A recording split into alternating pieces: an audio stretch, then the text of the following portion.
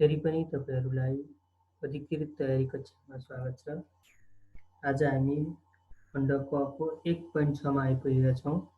1.6 मा हामीले पढ्नुपर्ने विषयवस्तु रहेको छ विवाद समाधानका वैकल्पिक उपायहरू, मेलमिलाप सम्बन्धी कानुनी व्यवस्था र प्रयोग। यसमा हामी अब प्रमेयसँग विवाद समाधानका वैकल्पिक उपायहरू भन्नाले के बुझिन्छ बाट हामी सुरु गर्नेछौँ। विवाद समाधानका वैकल्पिक उपायहरू यो भनेको के हो भन्दाखेरि alternative dispute resolution is the procedure for settling without litigation. विवाद समाधानका वैकल्पिक उपायहरू बुझ्नुभन्दा पहिले विवाद के हो र कस्ता कस्ता विवाद वैकल्पिक उपायहरू समाधान हुन्छ भन्ने कुरा जरुरी छ। विवाद दुईभन्दा बढी व्यक्तिहरू जुनि आपसी मतभेद, दुई पक्ष बीच व्यक्तिगत आर्थिक सामाजिक विषय हुने फरक पर्ने विवाद हो र यो अदालत विरुद्धको अवधारणा नभएर परिपूरक अवधारणा हो। नियमित अदालतीय प्रक्रिया भन्दा बाहिर रहेर विवादको समाधान गर्ने प्रक्रिया हो।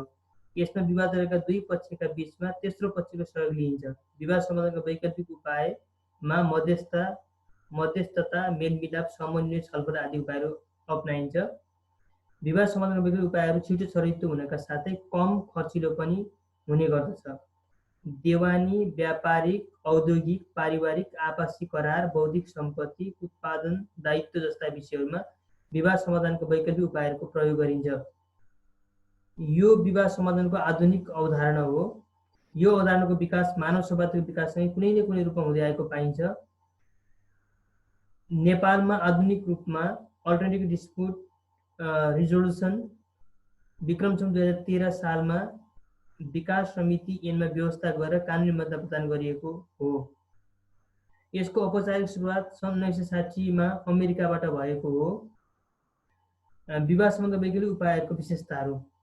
विवादमा दुई वा दुईभन्दा बढी पक्षहरू हुन्छन्।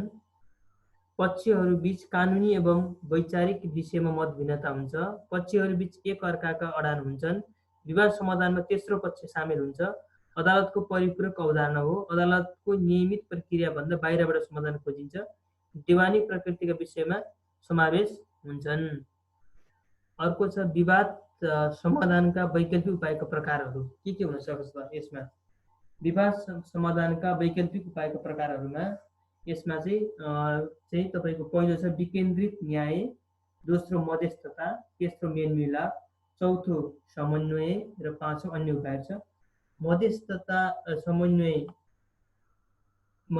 समन्वय र मेलमिलाप चाहिँ प्रमुख रहेका छन्। विकेन्द्रित न्याय भनेको चाहिँ अब सर्वप्रथम भन्ने यसको बारेमा स्थानीय निकाय मार्फत विवाद समाधान गर्नु विकेन्द्रित न्याय हो। विकेन्द्रित न्याय प्रणाली न्याय सम्पादनको एक माध्यम हो। नेपालको स्थानीय स्वायत्त ऐन 2055 ले गाविस नगरपालिकालाई यी अधिकार दिएको थियो र कार्यान्वयन भएन।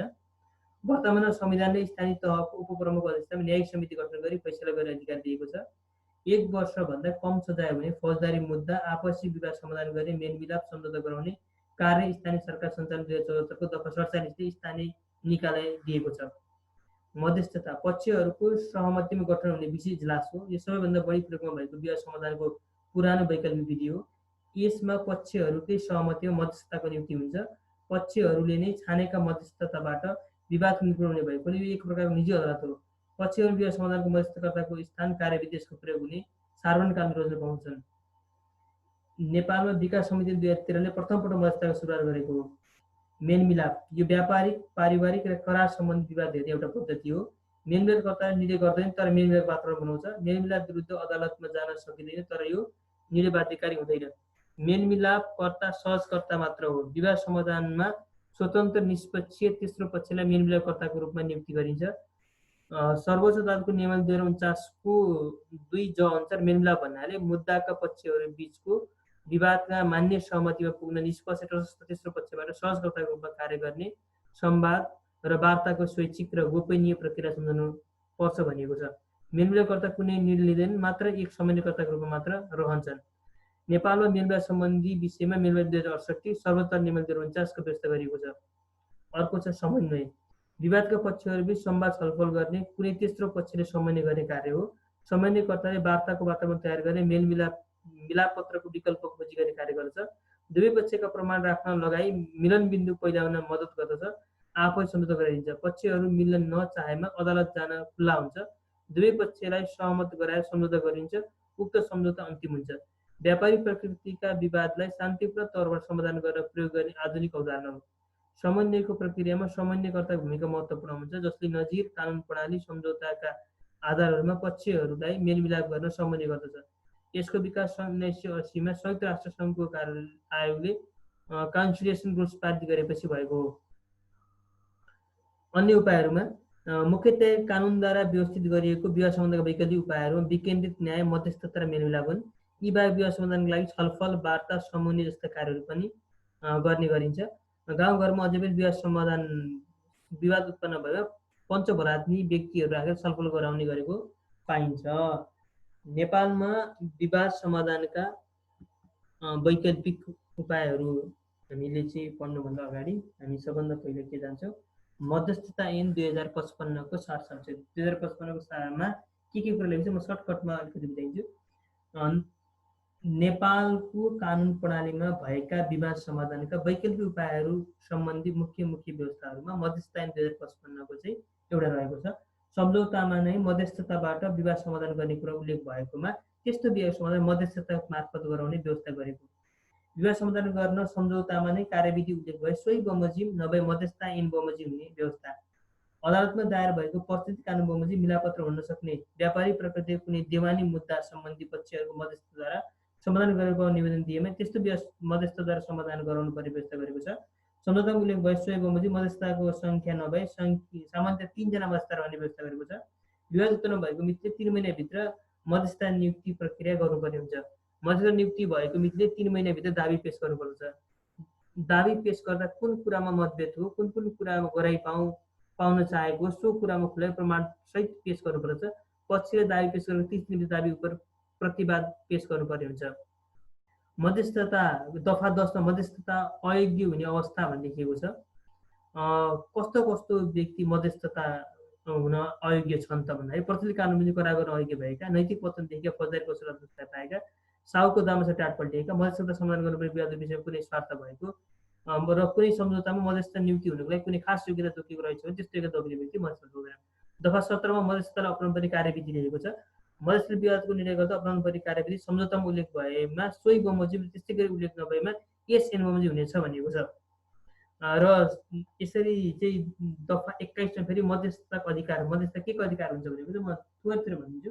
पक्षहरूले आफू समस्या प्रस्तुति गराउने, कागजपत्र पेश गर्ने गराउने, आवश्यकता बयान लिने, साक्षीहरू बकोता गराउने, कुनै खास विषयको नियुक्ति गरी जाँच गराउने, राय लिने, ठ्याक्कै अदालतले अधिकारहरू जस्तै हुन्छ मध्यस्थतामा पनि। लिखित प्रमाण सङ्कलन दिने, त्यसपछि यस ऐनले प्रदान गरेको अन्य अधिकारहरू प्रयोग गर्ने। त्यसपछि दफा 26 मा चाहिँ मध्यस्थताको निर्णय प्रक्रिया छ। 3 जना सबभन्दा बढी मध्यस्थता भएमा बहुसङ्ख्यको राय नै मध्यस्थताको निर्णय मानिन्छ। मध्यस्थताको राय भिन्न भई बहुमत कायम हुन नसकेमा सम्झौतामा अन्यथा व्यवस्था भएको बाहेक मुख्य मध्यस्थताको राय मध्यस्थताको निर्णय मानिन्छ। प्रत्येक मध्यस्थताको निर्णयमा दस्तावेज हुनुपर्ने हुन्छ। कुनै मध्यस्थ निर्णय दस्तावेज गर्न नसक्ने कुनै कारण भएमा सोखलाई बाँकी मध्यस्थ दस्तावेज गर्नुपर्ने हुन्छ। मध्यस्थताको निर्णयमा खुलाउनुपर्ने विषयहरू दफा 27 मा उल्लेख छ। मध्यस्थताले गर्न सुम्पिएको विषय छोटकट विवरण, मध्यस्थताको क्षेत्राधिकार उप कुनै पक्षले प्रश्न उठाएको भए अधिकार क्षेत्र भएको ठहर गर्ने आधार, मध्यस्थताको ठहर र उक्त ठहर पुग्न लिएका कारण र आधार, भरिभराउ र क्षतिपूर्ति गर्नुपर्ने कुराहरू वा रकम, भरिभराउ गर्नुपर्ने रकममा लाग्ने ब्याज र म्यादभित्र मध्यस्थताको निर्णय कार्यान्वयन नभएमा त्यस्तो समय व्यतीत भएपछि लाग्ने थप ब्याज दर, मध्यस्थताको निर्णय भएको स्थान र मिति। यो मैले संक्षेपमा मध्यस्थता ऐन 2055 बारेमा नै एक्जाम पोइन्ट अफ भ्यूले हामीले मेलमिलाप सम्बन्धी चाहिँ हाम्रो सिलेबसमै फोकस गरेर मेलमिलाप राखिदिन्छ। मेलमिलाप सम्बन्धी 2068 को यसको संक्षेपमा भन्नुपर्दा मेलमिलापको माध्यमबाट छिटो, छरितो तथा सरल प्रक्रियाबाट विवाद समाधान गर्न र विवाद समाधानको प्रक्रियालाई कम खर्चिलो बनाई न्यायमा सर्वसाधारणको पहुँच वृद्धि गराई सर्वसाधारणको हित र सुविधा कायम गर्न मेलमिलाप ऐन जारी गरेको हो। यसमा मुख्यतया निम्न कुराहरू छन्। सम्झौतामा नै मेलमिलापद्वारा विवाद समाधान गर्ने उल्लेख भएमा सोही बमोजिम हुने, कुनै मुद्दा हेर्ने निकायमा दायरा भएको वा नभएको प्रचलित कानुन बमोजिम मिलापत्र हुन सक्ने विवादलाई पक्षहरूले चाहेमा ऐनको कार्यविधि अनुसार मेलमिलाप गर्न सक्नेछ। मुद्दा हेर्ने निकायलाई उपयुक्त लाग्यो मेलमिलापको लागि आदेश दिन सक्ने, मेलमिलापकर्ताको पक्षहरूको सहमति नियुक्ति गर्ने, पक्षहरूको सहमति नसकेमा मुद्दा हेर्ने निकायले पक्षहरूको सहमति लिई मुद्दा हेर्ने निकायले उपयुक्त ठहराएको व्यक्तिलाई मेलमिलापकर्ता नियुक्ति गर्न सक्नेछ। मेलमिलाप सम्बन्धी प्रक्रिया गोप्य हुने व्यवस्था, पक्षहरूको मिलापत्र भएको 45 दिनभित्र कार्यान्वयन हुनुपर्ने, मिलापत्रकर्ताको भूमिका सहजकर्ताको मात्र रहने। त्यसपछि दफा 12 मा चाहिँ मेलमिलापत्र पालन गर्नु कुराहरू रहेको छ। मेलमिलाप सम्बन्धी काम कार्यको निष्पक्ष रूपले गर्नुपर्ने, कुनै पक्षप्रति झुकाव आग्रह पुरा वा देखिने कुनै बेरमा नहुने, कुनै पक्षको डरता झुक्के वा प्रलोभन नपरी मेलमिलाप गराउन नहुने, विवाद कुनै पक्ष विवाद कायम रहेको बखत आर्थिक लेनदेन भएको नहुने, यस्तै आदि कुराहरू छ। त्यसपछि दफा 13 मा मेलमिलापकर्तालाई हटाउन सकिने आधारहरू छ। मेलमिलापकर्ताको रूपमा नियुक्ति भएको व्यक्ति योग्य नभएको कुरा निज नियुक्त भएपछि थाहा हुन गएमा जसले नियुक्ति गरेको हो उसैले सो मेलमिलापकर्ता तुरुन्त हटाउनु पर्नेछ। मेलमिलापत्र पालन गर्ने कुरो पालन नगरेमा निजले विवादको विषयवस्तु र विवादको पक्षहरूको अनुचित जाँचको तौरले कुनै काम वा कारबाही गरेमा निजले काम कारबाही मेलमिलापको प्रक्रिया बराबर त्रुटि र अनियमित देखिएमा। त्यसपछि दफा 15 मा विवाद समाधान सम्बन्धी कार्यविधि दिएको छ। मेलमिलापद्वारा विवाद समाधान गर्ने कार्यविधिमा सम्बन्धित पक्षहरूले जानकारी गराउनु हुनेछ। मेलमिलाप सम्बन्धी कार्य गर्ने कुनै संस्थाले बनाएको नियमावली अप्नाएको कार्यविधिमा चाहिँ मेलमिलापद्वारा विवाद समाधान गर्ने सम्बन्धमा पक्षहरू सहमति भएकोमा त्यस्तो नियमावली कार्यविधिमा चाहिँ विवादको समाधान हुन्छ। मुद्दा हेर्ने निकायले आदेशमा चाहिँ मेलमिलापद्वारा विवाद समाधान गर्दा सम्बन्धित मुद्दा हेर्ने निकायले कुनै कार्यविधि जानु गरेको वा त्यस्तो कार्य अपनाउन आदेश दिएको रहेछ भने त्यस्तो कार्यविधिमा चाहिँ मेलमिलाप समाधान हुन्छ। कार्यविधि नियमावली व्यवस्था नभएकोमा विवादको प्रकृति र विवादको शीघ्र समाधान गर्ने पक्षहरूको चाहेको कुरालाई ध्यान दिई पक्षहरूको सहमति मेलमिलाप उपयुक्त ठानेको कार्यविधिमा चाहिँ विवाद समाधान गर्नुपर्छ। विवाद कार्यविधि अपनाउँदा अन्य कुनै अतिरिक्त बमोजिम कार्यविधि तय गर्नुपर्ने हुन्छ। पक्षहरूले आफ्नो दाबी वा जकिरी आफू समक्ष राख्न गर्न नहुने, पक्षहरू छुट्टै सामूहिक भेट गर्ने, पक्षहरू कुनै सूचना प्रमाण कागजात माग गर्ने, माग गरी सूचना प्रमाण कागजात अर्को पक्षलाई हेर्न दिने। मेलमिलापकर्ताको योग्यता दफा 22 मा उल्लेख गरेको छ। नेपाली नागरिक हुनुपर्ने, 25 वर्ष उमेर पुरा भएको हुनुपर्ने, मान्यता प्राप्त संस्थाबाट कम्तीमा स्नातक गरेको, मेलमिलाप सम्बन्धी तोकिएको अवधिको तालिम दिएको, होस् ठेगानमा रहेको, नैतिक पतनदेखि फौजदारी अभियोग अदालतमा सजाय नपाएको, साहुको दामसैमा नपरेको, यस विरुद्ध कुनै काम गरेको कारण मेलमिलापकर्ता सूचीमा नाम हटाएको, समुदायमा आधारित विवाद समाधान गर्ने व्यवस्था भनेर दफा 23 मा उल्लेख गरेको छ।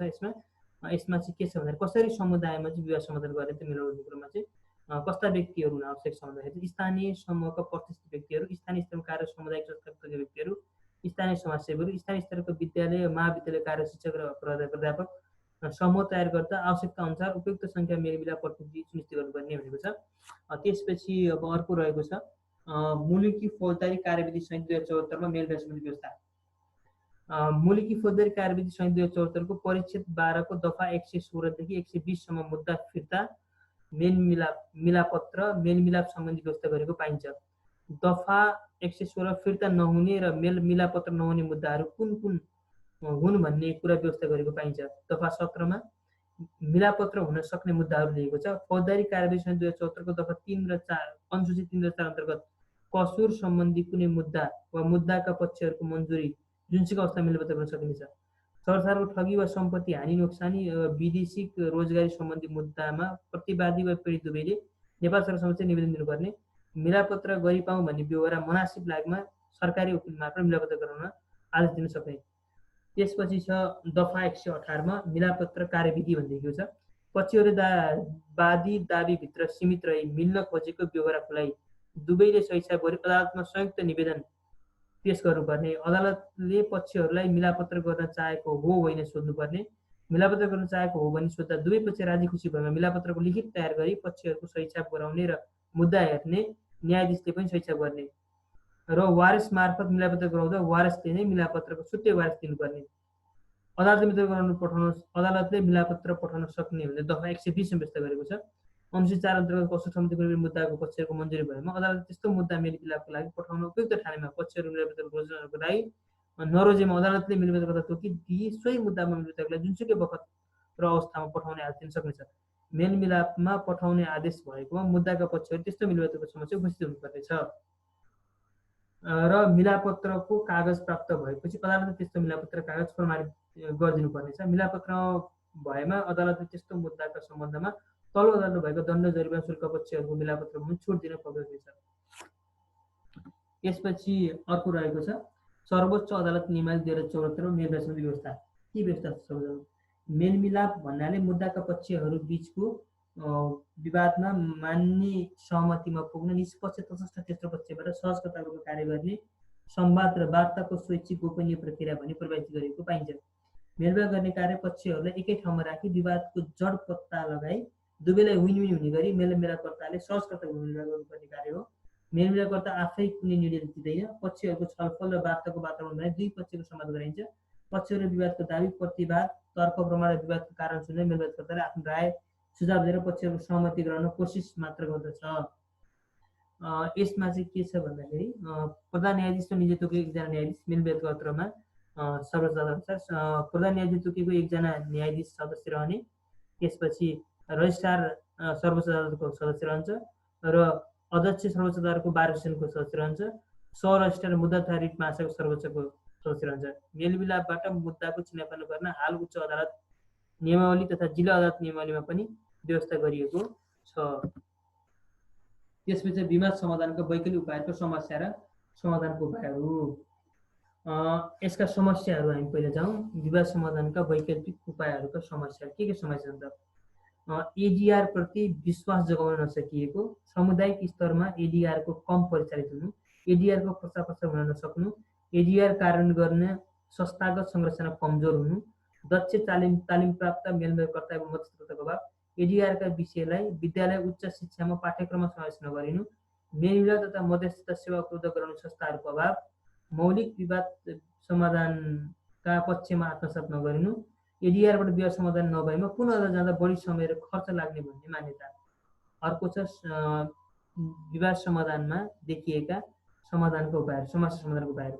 स्थानीय सरकार सञ्चालन यिनले दिएको एडीआर सम्बन्धी अधिकारको प्रभावकारी कार्यान्वयन गर्ने, कानुनसँग सम्बन्धित पक्षले एडीआरको प्रचार प्रसार गर्ने, एडीआरका विषयमा अवधारणागत रूपमा प्रष्ट हुने, एडीआरका विषय प्रभावकारी बनाउन संस्थागत शुद्धिकरण जोड दिने, मेलमिलापकर्ता र मध्यस्थकर्ता गर्ने व्यक्तिलाई सिप परीक्षण एवं तालिमको व्यवस्था गर्ने, सरकारी तथा एडीआरका क्षेत्रमा कार्य सङ्घ संस्थाहरूसँग समन्वय गर्ने, एकीकृत रूपमा एडीआर सम्बन्धी कार्यक्रम सञ्चालन गर्ने, नेपालमा एडीआर सम्बन्धी अध्ययन अनुसन्धान गर्नुपर्ने, एडीआरका विषयलाई विद्यालय विश्वविद्यालय पाठ्यक्रममा समावेश गर्ने, सामुदायिक मेलमिलाप कार्यलाई प्रभावकारी बनाउने, एडीआर सम्बन्धी भइरहेका कार्यलाई नियमित अनुगमन गर्ने, न्यायिक निगम एडीआरलाई प्राथमिकतामा राखेर कार्य सञ्चालन गर्ने।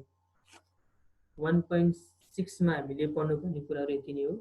अब हामी चाहिँ फेरि पनि अर्को च्याप्टरमा फेरि भेट्ने बाचासहित अहिलेलाई बिदा हुनुहोस् त। धन्यवाद।